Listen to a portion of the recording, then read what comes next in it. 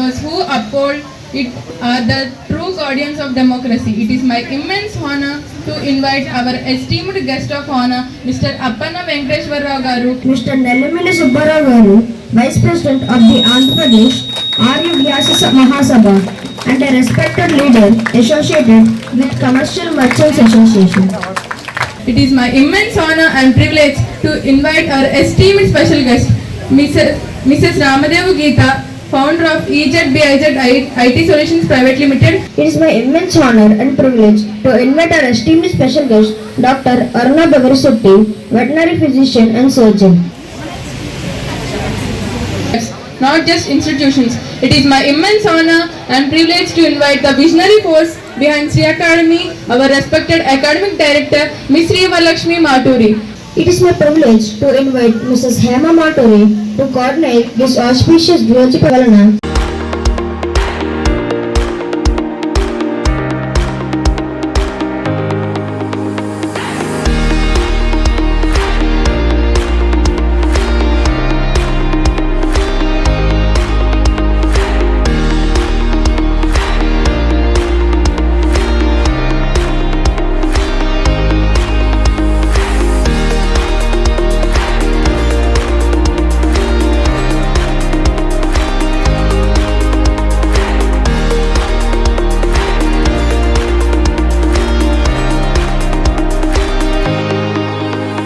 చదువుతున్నాను. ఇక్కడ ఎలక్షన్స్ చాలా బాగా నచ్చాయి. ఎప్పుడు ఎలక్షన్స్ ఎలా జరుగుతాయని మాకు బాగా తెలుసు. I pledge to love, respect and protect our forest. I understand that forests are the lifeline of our planet. They give us clean air, water, food and healthy environment. I promise to plant trees, protect them, nature unnecessarily. I will respect birds, animals and every living being that depends on forest. I will use paper, water and natural resources wisely. I will spread awareness, inspire others to protect our trees and forest. We protect life. As a responsible student and citizen, I promise to do my part to keep our earth green, healthy and safe for us and our future generations. Save forest, save wildlife, save nature, save our future. This is my promise to Mother Earth. ఈ రోజున ఈ Shri academy branch ఓపెనింగ్కి మమ్మల్ని ఇన్ని రామసత్యాన్ని గారిని సుబ్బారావుని madam గారిని పిలిచినందుకు మా అందరికీ చాలా ఆనందదాయకం. అట్ ది సేమ్ టైం మీ అందరికీ మంచి భవిష్యత్తు ఉండాలని, ఈ అకాడమీ కూడా మంచి పురోగతి సాధించాలని కోరుకుంటున్నాను. అసలు శ్రీ అకాడమీ అంటేనే ఆ పేరునే శ్రీ అనే పదంతో మనం స్టార్ట్ చేస్తాం కాబట్టి అంతా మంచి జరుగుతుంది ఎప్పుడు కూడా. సో ఇటువంటి మంచి అకాడమీలో మీరందరూ జాయిన్ అయ్యి చదువు పురోగతి చెంది మంచి భవిష్యత్తు సాధించాలని కోరుకుంటూ, అట్లాగే భవిష్యత్తులో మరిన్ని బ్రాంచ్లు తేవాలని, నెక్స్ట్ శ్రీ అకాడమీ యూనివర్సిటీ కూడా స్థాపించాలని భవిష్యత్తులో నేను కోరుకుంటూ మనసారా వాళ్ళని ఆశీర్వదిస్తూ నేను సెలవు తీసుకుంటానండి. Thank you. అందరూ కూడా వ్యాపార పరంగా, కుటుంబ పరంగా, రాజకీయ పరంగా అందరికీ మంచి భవిష్యత్తు ఇచ్చిన వ్యక్తి. ఈయన ఆటపోటీ తిన్న వ్యక్తి. ఈయన చెప్పింది వినండి. పెద్ద ఆయన రామసత్యం గారు చెప్తారు, ఆయన ఒక భగవద్గీత కింద ఉంటారు. ఆయన చెప్పే ప్రతి పదం ఒకసారి వినండి. నమస్కారం. మరి రోజున శ్రీ అకాడమీ వారి వార్షికోత్సవం సందర్భంగా, మరి సెకండ్ బ్రాంచ్ ప్రారంభోత్సవ సందర్భంగా ఈరోజు ఏర్పాటు చేసినటువంటి కార్యక్రమానికి నన్ను ఆహ్వానించినందుకు, మరి నాతో ప్రారంభించినందుకు నాకు చాలా సంతోషంగా ఉంది. నా హృదయ నమస్కారం తెలియపరుచుకున్నారు. అలాగే పెద్దలు సుబ్బారావు, గీత గారు, అవును గారు. ముఖ్యమైనది ఏంటంటే మాటూరు గారు, సిస్టర్స్, బ్రదరు ముగ్గురు కూడా బ్రహ్మ విష్ణు మహేశ్వరులాగా ఈ అకాడమీని తీర్చిదిద్దారని చెప్పి నేను అనుకుంటున్నాను. అలాగే ఇక్కడ స్టూడెంట్స్కి, పెద్దలకి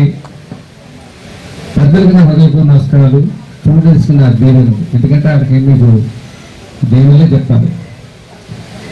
నా ముగ్గురు కన్నందుకు వారి మాతృమూర్తికి నేను ధన్యవాదాలు తెలుపుకుంటున్నాను. ఎక్కడ వెంకటాపురం, ఎక్కడ సొత్తుపల్లి, ఎక్కడ రాజమండ్రి అంటే వారు ఇందాక నాకు చెప్పారు. పక్కన సొత్తుపల్లి అవతల ఇక్కడికి సుమారు మా జంగడానికి 50 కిలోమీటర్లు, ఇది ఒక 110 కిలోమీటర్లు. మరి ఇక్కడికి వచ్చి వారి అమ్మగారి ఇంటికాడ ఉండి అసలు ఈ అకాడమీ ప్రారంభించాలన్న కోరిక వారికి కలిగినందుకు చాలా సంతోషంగా ఉంది. ఎక్కువగా మేము వ్యాపార సంస్థల్లో ఉంటాం, లేకపోతే ఫ్యాక్టరీ సంస్థల్లో చేస్తాం. ఇవాళ స్టూడెంట్స్ అందరూ కూడా ఐటీ ఉద్యోగాల్లో ఉన్నారు.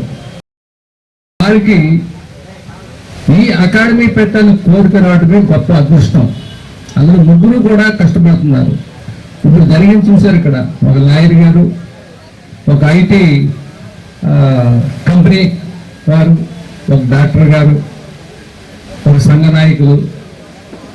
మరి ఇలాగా ఏది కూర్చి ఇవాళ ఇక్కడ ఏర్పాటు చేయడం జరిగింది. మీరు గ్రహించాలని అంటే ఒక సమావేశానికి ఎటువంటి వ్యక్తులు త్యాగేశారన్నది మనకు ముందు కావాలి.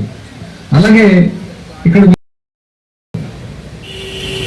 వీడియోలు కూడా చూడడం జరిగింది. స్టూడెంట్స్ మాట్లాడారు, పెద్దలు తల్లిదండ్రులు మాట్లాడారు, చాలా చక్కగా సంభాషించారు. ఎలాగంటే ఇక్కడ జరిగేది వారు ఈ రకంగా ట్రీట్మెంట్ బాగుంటుంది, మరి ఇక్కడ జరిగితే ఎదురే లేదు అన్న విధంగా చెప్పడం జరిగింది. చాలా సంతోషం అండి. మరి ఈ రోజున పిల్లలు కూడా చాలా ధైర్యంగా చక్కగా చెప్తున్నారు. వారు మాట్లాడే గ్రహించింది ఏంటంటే ఎక్కడా తడబాటు లేకుండా చాలా చక్కగా చదువుతున్నారు. ఎందుకంటే 30 సంవత్సరాల నుంచి మేమే సంఘాల్లో, పార్టీలో ఉన్నాం. అయినా మాకు కొద్దిగా డౌట్ ఫీల్ అవుతుంది కడుపులో మైక్ మాట్లాడాలంటే. కానీ మీరు ధైర్యంగా చక్కగా మాట్లాడుతున్నారంటే అది మీకు మీ ఉపాధ్యాయులు ఇచ్చిన ధైర్యం. అది చాలా ధైర్యంగా చక్కగా చెప్తున్నారు. కాబట్టి మీరందరూ కూడా ఇలాగే స్టూడెంట్స్ మంచి పేరు తెచ్చుకుని, ఇది పుణ్యక్షేత్రము రాజమండ్రి, గోదావరి పక్కనే. ఇక్కడ ఎంతో మంది పెద్దలు ఉన్నారు, కందుకూరు వీరశైలం గారు లాంటి పెద్దవారు ఉన్నారు ఇక్కడ సంఘ సంస్థలు. అటువంటి సంస్థలు ఉన్నారు, అటువంటి గ్రామాల్లో ఉన్నారు, అటు పట్టణంలో ఉన్నారు. మీరు 12 ఏళ్ళకి ఒకసారి పుస్తకాలు వస్తాయి. 12 ఏళ్ళకి మీరు మరి వాళ్ళ ఈ ఏర్పాట్లు చేసి పుస్తకాలు గుర్తిస్తున్నారు. త్వరలో 1 సంవత్సరంలో పుస్తకాలు వస్తాయి. 12 సంవత్సరాలు నిడిపోయి వీరికి అది ఇక్కడ ముందు కార్యక్రమం. మరి అది చాలా మరి మీరందరూ కూడా చక్కగా అంటే మేము తెలుగులో మాట్లాడగలము, మాకు హిందీ ఇంగ్లీష్లో రావు. మాకు మేము చదివింది 10th క్లాస్ వరకే. మా 10th క్లాస్ అయినా ఒకటే, మీరు ఇప్పుడు BAలో బీటెక్లో చదివిన ఒకటే. మరి ఈ రోజున ఇంత చక్కగా కార్యక్రమం నడిపినందుకు మరలా నేను వారికి హృదయపూర్వక నమస్కారాలు తెలియపరుచుకుంటున్నాను. మీరు కూడా వారు ఎంత కష్టపడి చదువు చెప్తున్నారో అంటే ఏమన్నారు పెద్దలు, ఆచార్య దేవో భవ. గురువు సరిగ్గా నేర్పితే విద్యార్థులకి జీవితం కూడా చాలా అందంగా ఉంటుంది. జాబ్ చేసుకున్నా, వ్యాపారం చేసుకున్నా, ఏ రకంగా నడవాలన్నా ఒక గురువుతోనే ఉంటుంది. అందుకని ఆచార్య దేవో భవ అన్నారు పురాణాల్లో. మరి అటువంటి గురువులు మీకు దొరికారు ఇక్కడ. మరి మొట్టమొదటి 12 సంవత్సరాల క్రితం 2 విద్యార్థులు, 2 టీచర్స్తో ప్రారంభించి 1250 మంది స్టూడెంట్ తయారు చేసి పంపించారంటే మాటలు కాదు. వారి రోజున ఎంతమంది ఉన్నారో, ఎంతమంది సైంటిస్టులు అయ్యారో, ఎంతమంది ఏ రకంగా ఉన్నారో వారికి తెలుస్తుంది. కాదు మీరు కూడా చక్కగా మీ రాయమండ్రికి పేరు తేవాలన్నా, ఆంధ్రప్రదేశ్కే పేరు తేవాలన్నా వారి సూచనలు పాటిస్తూ వారి ఆశయాలు అనుగుణంగా మీ ఆశయాలు మార్చుకుని మంచితనంగా ఉండి, అలాగే మీరు చదువుకుని ఉద్యోగాలు చేస్తారు కాబట్టి ఫారెన్ ఈ భారతదేశంలో మీరు జాబులు చేసుకోండి. ఎందుకంటే ఇవాళ ఫారెన్ జాబులు ఇక్కడ చెప్పలేదు, నాకు తెలదు. ఫారెన్ మా అబ్బాయి అమెరికాలో ఉన్నాడు, మా అమ్మాయి అమెరికాలో ఉన్నాడు. ఏంటి సుఖం? అక్కడ 4 లక్షలు వచ్చినా ఒకటి, ఇక్కడ 50,000 వచ్చినా ఒకటే. ఇక్కడ 10,000 మీరు ఇచ్చుకోవచ్చు, 50,000 ఇచ్చినా, 1,00,000 ఇచ్చినా. అక్కడ 4 లక్షలు ఇస్తే తల్లిదండ్రులు మళ్ళీ పంపించాలి. అది ప్రతి ఒక్క విద్యార్థులు గ్రహించవలసిన అవసరం ఈ రోజు ఉంది.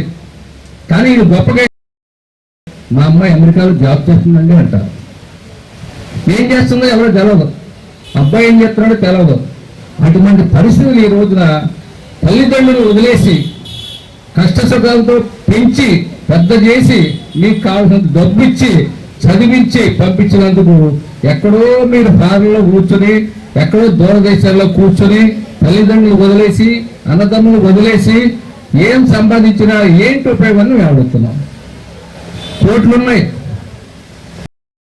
పెద్ద కోటేశ్వరులు ఉన్నారు. ఏం సంపాదన? ఎక్కడి వరకు? మనిషిని తృప్తి ఎక్కడి వరకు అంతా మనం తెలుసుకోవాల్సిన విషయం ఉంది. ఇంకా ఎక్కువ చెప్తే బాగోదు. మీరు చక్కగా భారతదేశంలోనే ఉద్యోగాలు చేసుకోండి. ఎక్కడ చేసుకున్నా ఉద్యోగాలు భారతదేశంలో చేసుకుంటూ మీ చుట్టాలని, మీ బంధువుల్ని కలుపుకుంటూ మన సంస్కృతి మర్చిపోకుండా, భారతదేశ సంస్కృతి ఎగుమడుగు మనందరికి తెలిసిందే.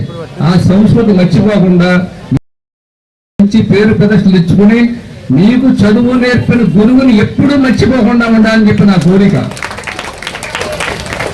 మొట్టమొదటి గురువు అంటే శ్రీకృష్ణ భగవానుడు, తర్వాత వ్యాస మహర్షి. గురు పౌర్ణమి అంటే వ్యాస మహర్షి. అటువంటి గురువులు పుట్టిన ఈ భారతదేశంలో ఇవాళ మనకి ఎవరు చదువు చెప్పినా గురువులతో సమానం, అటువంటి వ్యక్తులతో సమానం వారు. ఎందుకంటే మనకు విద్యార్థుల్ని ఎంత తీర్చిదిద్దితే అంత పేరు ప్రతిష్టలు కలుగుతాయి వాళ్ళకి. మీకు కావున మీరందరూ కూడా చక్కని పేరు ప్రతిష్టలతో, వారు చెప్పారు ఇంకోటి కూడా, డబ్బు కోసం నేను పెట్టలేదని. ఇవాళ చూస్తే అదే అర్థమైంది, డబ్బు కోసం కదా వాళ్ళు చేసేది. చక్కగా విద్యార్థులు క్రమశిక్షణ నేర్పుతున్నారు, విద్యార్థులకి భవిష్యత్తు నేర్పిస్తున్నారు, విద్యార్థులు మంచి చెడు నేర్పుతున్నారు. ఇప్పుడే మేడం గారు నేను ఒక విషయం చూశాను. ఆ పాప కాలు మీద కాలేసి కూర్చుందా? కూర్చున్నావా? గారు ఏమన్నారు? వేయకూడదన్నారా? అది క్రమశిక్షణ అంటే. ఇంతమంది సమావేశంలో పిల్లలు పెద్దోళ్ళైనా సరే కాలు మీద కాలేసి కూర్చోకూడదు. మన సంస్కృతి కాదు. నేనేమంటలేదని మా పాప అనుభవం బాధపడు చెప్తున్న ఉదాహరణ. అంటే మీ మేడం గారు అంత క్రమశిక్షణగా పెంచుతున్నారనే ఉద్దేశంతో నేను చెప్తున్నాను. అది సంస్కృతి, అది భారతదేశ సంస్కృతి. అంటే ఈ రకంగా ఉండాలి. కాబట్టి మీరు ఇబ్బంది పడినా మీ మేడం గారు చెప్పారని, మీ మాస్టర్ చెప్పారని, సురేంద్రనాథ్ గారు చెప్పారని మీరే ఫీల్ అవ్వక్కలా. మీరైతే టీచర్స్ ఒక డబ్బైతే బాధపడతారు.